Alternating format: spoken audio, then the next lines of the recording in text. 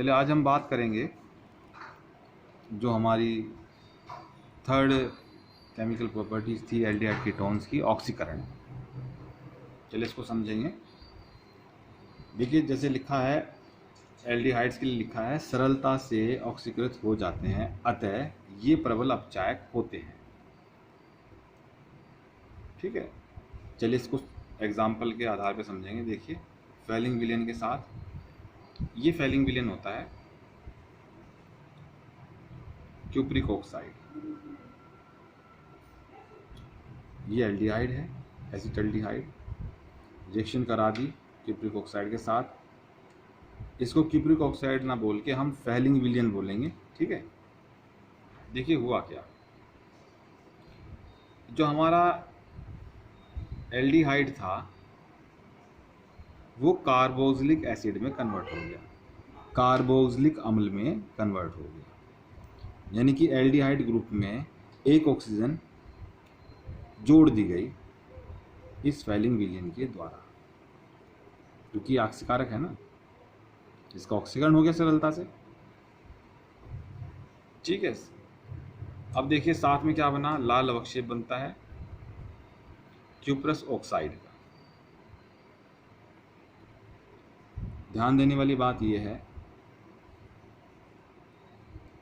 ये यहाँ पे हमने देखा कि इसका ऑक्सीकरण हो रहा है, यानी कि स्वयं क्या हुआ, ये अपचायक हुआ। ये सब आपको आता है, आपने पढ़ा हुआ है। जिसका ऑक्सीकरण होता है वो अपचायक होता है, ठीक है, और जिसका अपचयन होता है वो ऑक्सीकारक होता है। चलिए आगे चलेंगे। अब टॉलिन अभिकर्मक के साथ देखिए अगली रिएक्शन। ये एसिटल्डिहाइड है, ये टॉलिन अभिकर्मक है, सिल्वर ऑक्साइड। ठीक है, यहाँ भी सेम वही रिएक्शन हो रही है, ऑक्सीकरण हो जाता है एल्डिहाइड ग्रुप का। देखिए कार्बोक्सिलिक ग्रुप में कन्वर्ट हो गया, एसिटल्डिहाइड से एसिटिक एसिड बन जाता है इधर, या एथेनोइक एसिड इसको बोल दीजिए। ठीक है, और यहाँ पे हमारी सिल्वर जो है हमें प्राप्त होती है, जिसको हम बोलते हैं रजत दर्पण। इसको क्या बोलते हैं, रजत दर्पण। आगे चलिए, अगला हमारे पास है क्रोमिक अम्ल के साथ। देखिए जैसे मैंने आपको यहाँ बताया इसको रजत दर्पण, जरूर नहीं आप रजत दर्पण बोले, सिर्फ हम यहाँ पे ये बता रहे हैं कि हमारे पास सिल्वर हमें प्राप्त हो जाता है, वो भी नेचुरल फॉर्म में, यानी कि ये उदासीन हमें प्राप्त होता है, यहाँ ये आयनिक कंडीशन में नहीं होता है। ठीक है, आगे चलिए। इसके बाद है क्रोमिक अम्ल के साथ। देखिए ये क्रोमिक अम्ल होता है सोडियम क्रोमेट प्लस सल्फ्यूरिक अम्ल।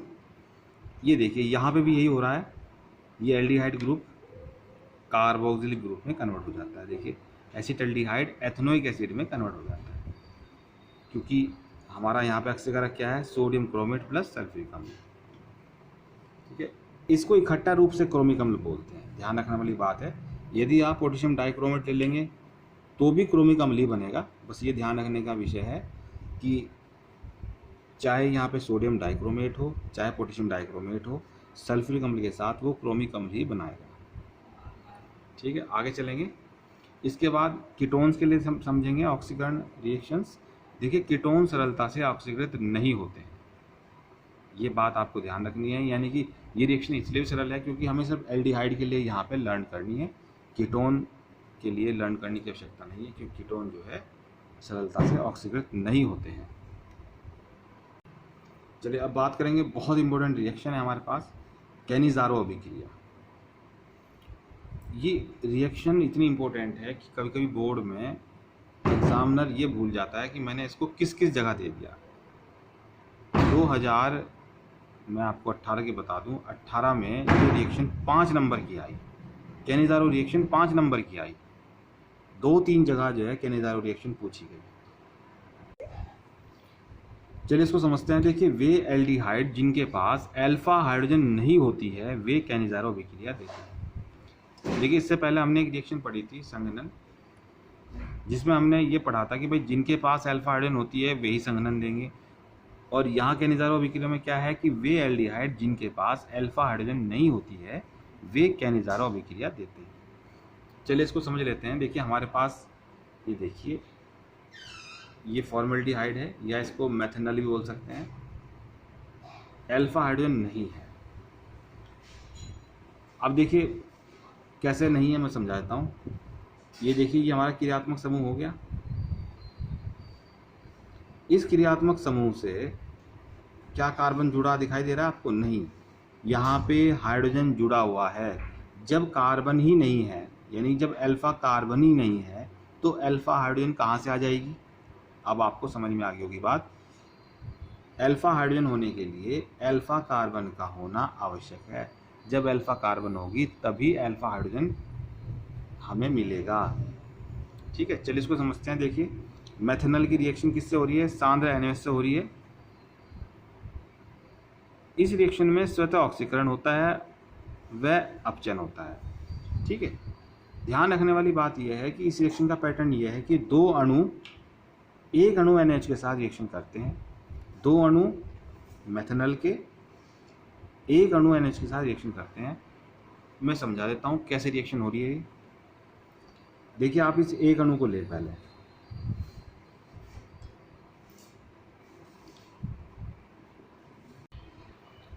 अब देखिए जैसे यहाँ लिखा हुआ है कि एक अणु का ऑक्सीकरण व एक अणु का अपचयन होता है। अब आप यहाँ देखिए ध्यान से, मैं इसको मिथाइल अल्कोहल में बदलूंगा, यानी कि मेथनॉल में बदलूंगा इस अणु को। कैसे? देखिए एक H, मान लीजिए ये वाला H इस कार्बन को दे दिया गया, और NaOH से ये वाला H इस ऑक्सीजन को दे दिया गया। समझाने का पर्पज है मेरा, सिर्फ मैकेनिज्म नहीं है ये H दे दिया गया इस कार्बन को और ये वाला H दे दिया गया इस ऑक्सीजन को। क्योंकि H यहाँ जुड़ा है इसमें, तो इसका क्या हुआ? अपचयन हुआ।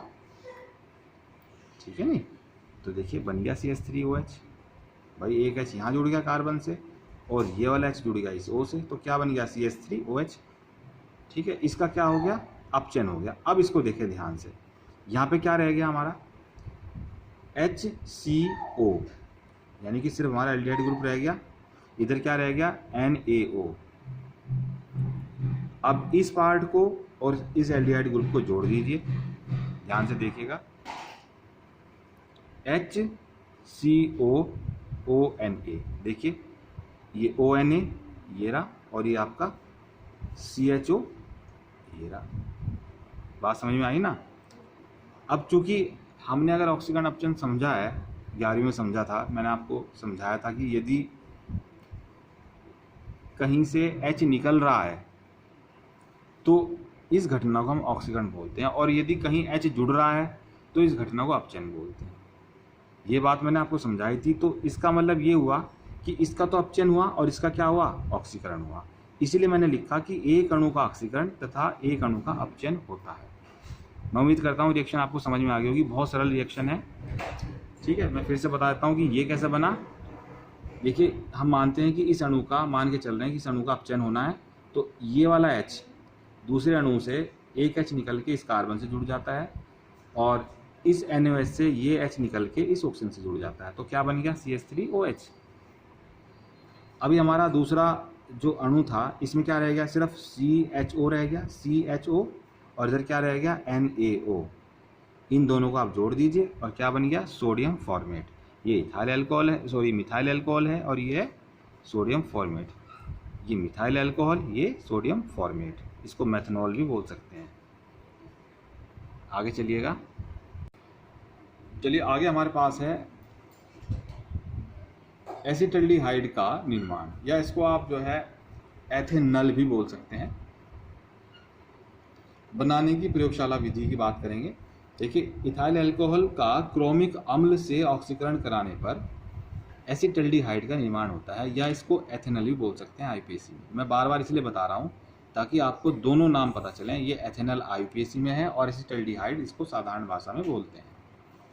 अब देखिए रिएक्शन आपने पीछे पढ़ी, ये इथाइल अल्कोहल है, एथेनॉल है, क्रोमिक अम्ल से ऑक्सीकरण हुआ इसका, तो अल्कोहलिक ग्रुप किस में कन्वर्ट हो गया? एल्डिहाइड में कन्वर्ट हो जाता है। चलिए अब इसका जो है मेथड देखेंगे, संयंत्र देखेंगे। अब ध्यान से देखेंगे। देखिए हमारे पास ये सैंड बाथ है, संयंत्र में ये फ्लास्क है, इस फ्लास्क के अंदर इथाइल अल्कोहल है और हमने क्रोमिक अम्ल ले लिया है, यानी कि पोटेशियम डाइक्रोमेट और सल्फ्यूरिक अम्ल, सांद्र है ये। अब देखिए यहाँ पे जब एथेनॉल बनेगा तो उसकी वाष्प उठेगी और इस कंडेंसर में पहुँचेगी। इस कंडेंसर को बोलते हैं लीबिंग कंडेंसर, इसको बोलते हैं लीबिंग कंडेंसर।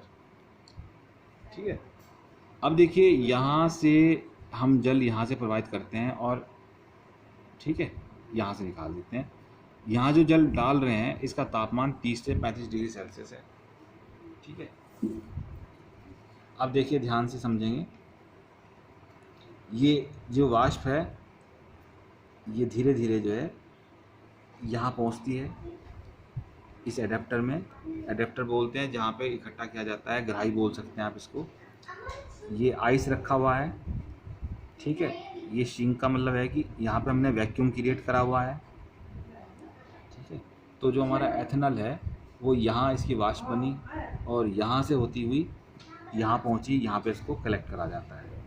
ठीक है, ये उपकरण है, इसका आपको ध्यान रखना है, सरल है। देखिए मैं आपको एक चीज़ बता दूं, हम इस लीबिंग कंडेंसर में हमेशा ठंडा जल प्रवाहित करते हैं, लेकिन यहाँ पे हमने 30 से 35 डिग्री सेल्सियस तापमान वाला जल क्यों प्रवाहित किया? इसका कारण है जो हमारा एथेनॉल है वो बहुत अधिक वॉलेटाइल है। यदि हमने उसको यहाँ पे ठंडा कर दिया तो वापस बैक चला जाएगा। ठीक है ना, तो हमें क्या करना है, उसको वाष्प अवस्था में ही लेके जाना है। यानी कि यहाँ तो अति वाष्पशील था वो, यहाँ थोड़ा कम वाष्पशील हो जाए। क्योंकि यहाँ सिंक लगी यानी वैक्यूम है, तो वो अपने आप ही उसकी वाष्प यहाँ खिंच जाएंगी। वैक्यूम हमारा लगाने का मतलब यही है कि जो वाष्प आ रही हैं वो यहाँ पे खिंच जाएंगी अपने आप ही। ठीक है, इसलिए हमने जो है यहाँ पे ये टेम्परेचर मेंटेन किया ताकि वो बिल्कुल ठंडी ना हो, वाष्प थोड़ी घनी हो जाए और जो है वहाँ यहाँ पे वो खिंच जाएंगी और आराम से उनको हम इकट्ठा कर सकते हैं। ठीक है, आगे चलिए। अब देखिए शोधन करेंगे। देखिए मैंने पहले बताया कार्बनिक यौगिकों का शोधन बड़ा महत्वपूर्ण होता है। ठीक है, देखिए प्राप्त CH3CHO के ईथरीय विलयन में इथाइल अल्कोहल और जल की थोड़ी अशुद्धियाँ होती हैं। इन अशुद्धियों को दूर करने के लिए एसिटल्डिहाइड के ईथरीय विलयन में शुष्क अमोनिया मिलाते हैं, जिससे CH3CHONH3 बनता है। CH3CHONH3 के क्रिस्टल पृथक हो जाते हैं, जिनको अलग करके तनु सल्फ्यूरिक अम्ल के साथ आसवन करते हैं और शुद्ध एसिटल्डिहाइड को बर्फ में रखे ग्राही में इकट्ठा कर लेते हैं। ध्यान से देखिए, ये एसिटल्डिहाइड है, अमोनिया के साथ रिएक्शन हो रही है। ये देखिए यहाँ पे पाई बॉन्ड है, ये शिफ्ट हो जाएगा ऑक्सीजन के पास, यहाँ माइनस हो जाएगा, यहाँ प्लस हो जाएगा। ये इलेक्ट्रॉन दे दिए गए इस हाइड्रोजन को, और जो यहाँ पे इलेक्ट्रॉन है नाइट्रोजन के पास ये दे दिए गए कार्बन को। देखिए हमारे पास आ जाता है एसिटल्डिहाइड अमोनिया, इसको बोल देंगे एसिटल्डिहाइड अमोनिया। ठीक है, जो हमने यहाँ ऊपर ही बनाई एसिटल्डिहाइड अमोनिया। ठीक है, अब देखिए एसिटल्डिहाइड अमोनिया जो है इसको डाइल्यूट सल्फ्यूरिक अम्ल के साथ जब ट्रीटमेंट दे रहे हैं तब क्या हो रहा है इसको समझेंगे। ध्यान से देखिए, इसके दो अणु एक साथ हम जो है दिखा रहे हैं यहाँ पे। ये देखिए दो अणु एक साथ सल्फ्यूरिक अम्ल के साथ रिएक्शन कर रहे हैं। ये देखिए यहाँ से प्रोटॉन निकल रहा है और किसको दे दिया गया, H2 को। ठीक है, और इधर से ये NH2 निकल रहा है। ध्यान रखें इस बॉन्ड के इलेक्ट्रॉन नाइट्रोजन लेके जाएगा अपने साथ, क्योंकि नाइट्रोजन ज़्यादा विद्युत ऋणात्मक है, जबकि ये जो हाइड्रोजन है ये प्रोटॉन के रूप में निकल रहा है। क्योंकि ऑक्सीजन यहाँ ज़्यादा विद्युत ऋणात्मक है, वो हाइड्रोजन का इलेक्ट्रॉन भी अपनी तरफ खींच लेगी ऑक्सीजन। तो यहाँ देखिए ये हमने पूरा पूरा बॉन्ड दिखा दिया है। ये देखिए ये भी इसको दिया जा रहा है, NH2 भी इसको दिया जा रहा है, यानी कि NH2 माइनस, और ये H+ भी इसको दिया जा रहा है।